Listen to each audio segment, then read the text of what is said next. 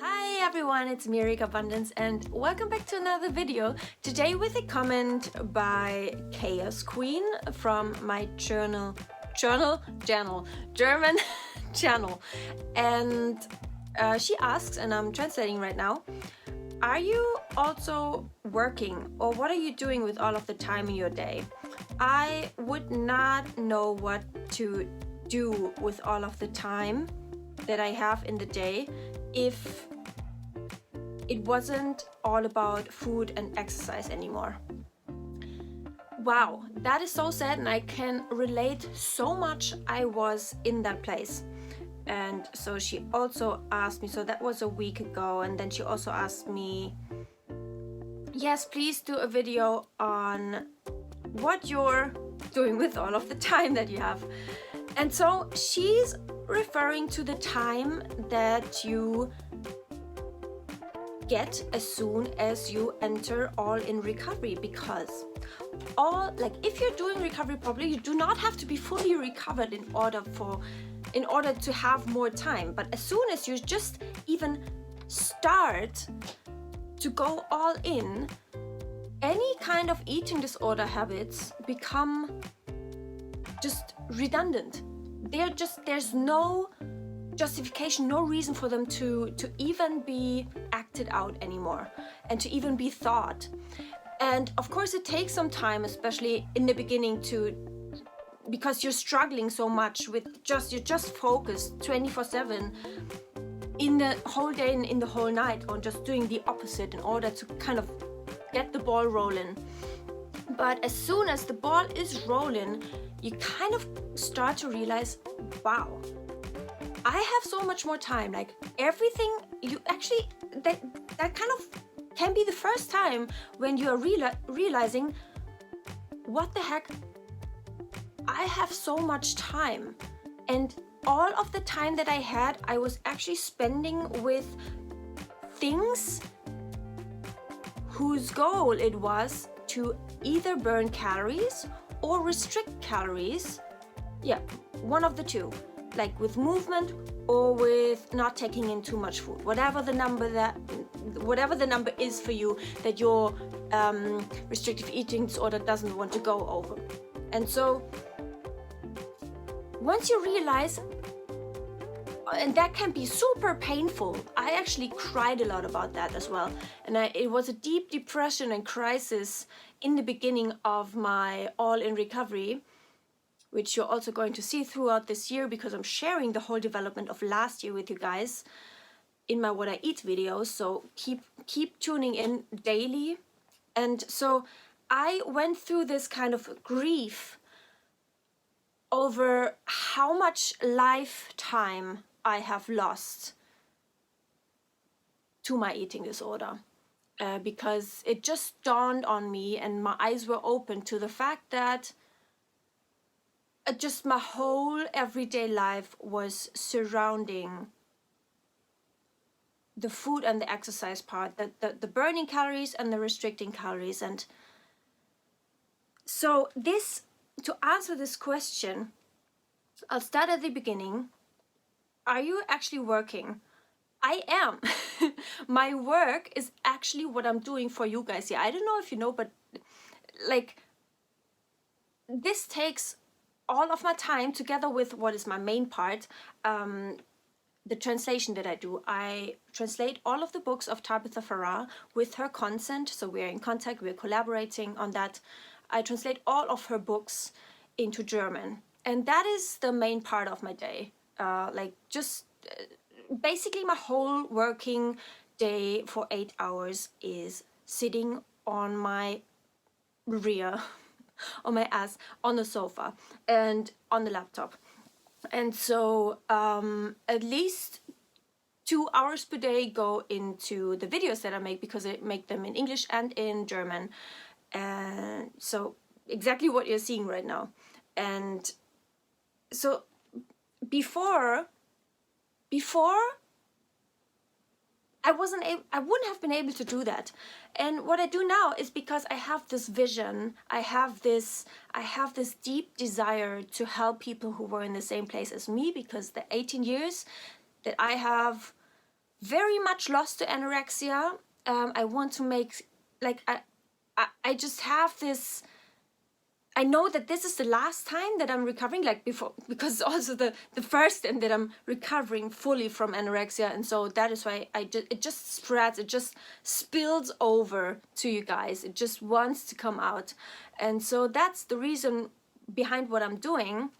I could also just go and work like a normal job, let's say, but let's not forget that creators and like YouTube is a real job. Like if you would create videos, that's only when you begin to kind of get a grasp of what it means, like how much time it consumes, how much work it really is. It's not like, oh, I just upload a video and poof and done. No, it's not how it goes. And so especially not with the amount that I'm making right now. So the other part, the really big part that I'm spending my time with is music. I am a singer. I'm also working with like on collaborations with other musicians and producers. Like we work on some kind of album stuff.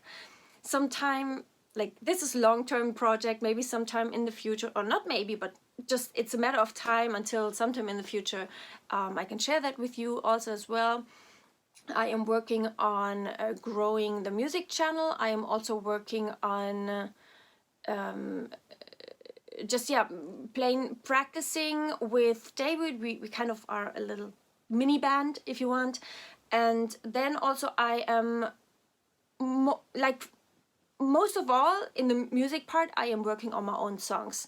Since I was a kid, I have been writing songs. And so the thing is, that all just came back when I was entering all in recovery. That's why I'm telling this. It was only sleeping somewhere in me. I knew I used to have so much fun with this. Why am I not doing this anymore? Well, the reason is my brain was all consumed with the eating disorder. And it was not as important as all of the eating disorder focusing. Like the eating disorder stuff that my brain was focusing on. And the reason why it was focusing on it was because it was in an energy deficit, and it's part of the survival mechanism that starts as soon as the genes for anorexia are activated by the energy deficit in the first place. And so I want to tell you, because you say, I don't know what to do. Like, I wouldn't know what to do with all of the time if I didn't have the whole day surrounding around food and exercise. You have to realize that's so sad. You have to kind of develop a kind of self-pity about the reality of your life right now. That is not the meaning of life. I don't care what you believe in. I don't care what your, like, if you have a religion or if you believe in a God or whatever. Like, I have my personal beliefs, but that's not what the video is about. It's just, this is, no matter what your beliefs and what you believe in life and what your values are, this is not the meaning of life. Like, it's not important. These are just means, like, just like very, very, very minor things that are just somehow, somewhere part of life. But you have to just realize that these are really minor things and kind of nice things to enjoy when you are fully recovered, like the exercise stuff. And these are not meant to be what our life revolves around. And so I really want to encourage you to really get into that mindset and try to remember, who were you? What was important to you before you got the eating disorder? And if you got it as a child and you can't remember, then be sure I'm going to tell you now that you do have interests that move you, like relationships, visions, things that bring value to the world. That is what your heart burns for in reality. You cannot feel this right now because your brain is intoxicated. It is ill because of the eating disorder. And so, but everyone, like, if you can remember who you were before the eating disorder, that is who you're coming back to, and of course in an adult version. But you know, these kind of interests and hobbies, when you were not thinking about food and exercise yet, when it was not playing a role in your life, mentally, these are the things that you come back to. And also more things, like you find more hobbies, you get more creative. It's such a beautiful mixture of grief and beauty and like joy when you find you are actually interested into getting into these things again. Believe me, I've cried so much. The recovery grief is a thing. And yeah, that's actually my response to this. I can just tell you that everyone, like, you have a personality, and your personality is not the eating disorder.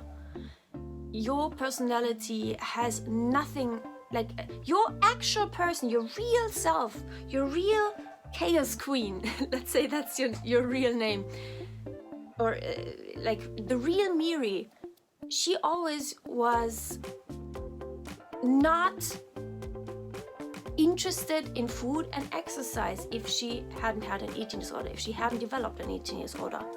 That's only what's on your mind all day long and all night long and all of the time long, as long as you have an eating disorder. And so the more you come out of that, these things come back, and then your real personality comes to shine. And I cannot put into words how great life feels when your personality comes back. The more the anorexia and the more the eating disorder steps back, and the less your thoughts and your mind revolves around these things, the happier you become. Do not worry. That's what I leave you with. Do not worry. You will find things that you love spending your time with, and be it just spending time with friends. That's also something we are spending so much time with friends. We are going out so much. We are like in the private life. I was only talking about the professional life before, like working life. But we are, I spend so much time with relationships, and that's what life, like that's really the valuable things, not the things that the eating disorder values. And so do not be afraid, because your time you will only come to realize that